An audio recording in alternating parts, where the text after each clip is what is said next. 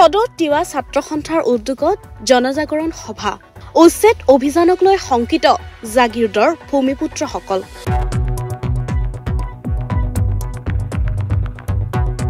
ৰাজ্যৰ চৰকাৰী ভূমি তথা বনভূমিত চলি থকা উচ্ছেদ অভিযানক লৈ শংকিত জাগিৰোডৰ ভূমিপুত্ৰ তিৱাসকল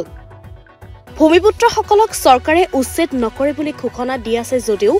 আস্থাত ল'ব পৰা নাই বনাঞ্চলত যুগ যুগ ধৰি বসবাস কৰি অহা তিৱা বড়ো কাৰ্বি ৰাভা আদি জনগোষ্ঠীয় লোকসকলে কিয়নো হেহতীয়াকৈ তেজপুৰ আৰু শোণিতপুৰত উচ্ছেদৰ কবলত পৰিছে এনে খিলঞ্জীয়া বহু পৰিয়াল হে জাগিৰোডৰ হিন্দীখৰত সদৌ তিৱা ছাত্ৰ সন্থাৰ উদ্যোগত আৰু স্থানীয় ৰাইজৰ সহযোগত আয়োজন কৰা ৰাজহুৱা জনজাগৰণ সভাত খিলঞ্জীয়া বনবাসী লোকক ম্যাদী পট্টা প্ৰদান কৰি স্থায়ীভাৱে বসবাস কৰাৰ ব্যৱস্থা কৰিবলৈ দাবী উত্থাপন কৰে স্বাধীনতাৰ পূৰ্বৰে পৰা ৰজাদিনীয়া পৰম্পৰা অক্ষুণ্ণ ৰাখি অহা জাগিৰোডৰ বিভিন্ন অঞ্চলৰ তিৱা জনজাতীয় লোকসকলে ভোগ দখল কৰি অহা ভূমি কোনো পথে এৰি নিদিয়াৰ সিদ্ধান্ত গ্ৰহণ কৰে উক্ত ৰাজহুৱা সভাত উল্লেখ্য যে 2010 চনতে অসম চৰকাৰৰ ভূমি আইন অনুসৰি ভূমিৰ অধিকাৰ প্ৰদান কৰিছিল এই সকল তিৱা জনগোষ্ঠীয় লোকক কেবিনেট মন্ত্ৰী মাননীয় শ্ৰীযুত পীযুষ হাজৰিকা ডাঙৰীয়া দেৱক আমি আমাৰ ফালৰ পৰা এটা সজাতি তল গৈ আমি লগ কৰিছিলোঁ তেখেতক আৰু তেখেতে এখন স্মাৰকপত্ৰ প্ৰদান কৰিছিলোঁ বিশেষকৈ আমাৰ এই ফৰেষ্ট ভিলেজৰ যিখিনি মাটি আজি 2010 চনত ভাৰতীয় সংবিধানৰ আইনৰ অধীনত আমাক 2010 চনতে আমাক ভূমিৰ অধিকাৰ প্ৰদান কৰিছিলে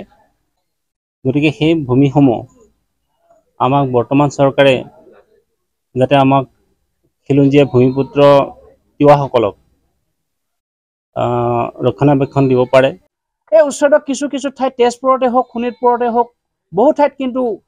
ভূমিপুত্ৰ খিলঞ্জীয়া জনজাতি সকলো তাৰ কবলত পৰিছে অসম চৰকাৰ যিখন 2006 চনৰ ফৰেষ্ট ডুৱেলাইজ ৰাইট এক্ট বুলি আছে যিখন আইন অসম চৰকাৰে প্ৰণয়ন কৰিলে সেই আইনখন অনুসৰি যিবিলাক ফৰেষ্ট ডুৱেলাৰ বনবাসী বনত বসবাস কৰা হাবি জংঘলত বসবাস কৰা যিবিলাক জনজাতি ট্ৰাইবেল ট্ৰেডিশ্যনেল যিবিলাক পিপুল এই মানুহবিলাকে তাত বসবাস কৰিব পাৰে আৰু তাত বসবাস কৰি ভূমিৰ অধিকাৰ ল'ব পাৰে তাৰ পৰা কোনো কাৰণতে উচ্ছেদ কৰিব নোৱাৰে 1958 চনত তেওঁলোকক মাটিৰ ৰেকৰ্ডত তথ্য আছে বা ভাৰতৰ স্বাধীনতা পূৰ্বৰে পৰা ইয়াত বসবাস কৰা ৰজাদিনীয়া দিনৰ পৰা বসবাস কৰা এই অঞ্চল হাবি জংঘল চাফা কৰি বসবাস কৰিবলৈ লোৱা নিজৰ যি দখলীকৃত মাটিভূমি দখলীকৃত যি ভূমি সেই ভূমিৰ পৰা যাতে কোনো কাৰণতে অসম চৰকাৰে উচ্ছেদ নকৰে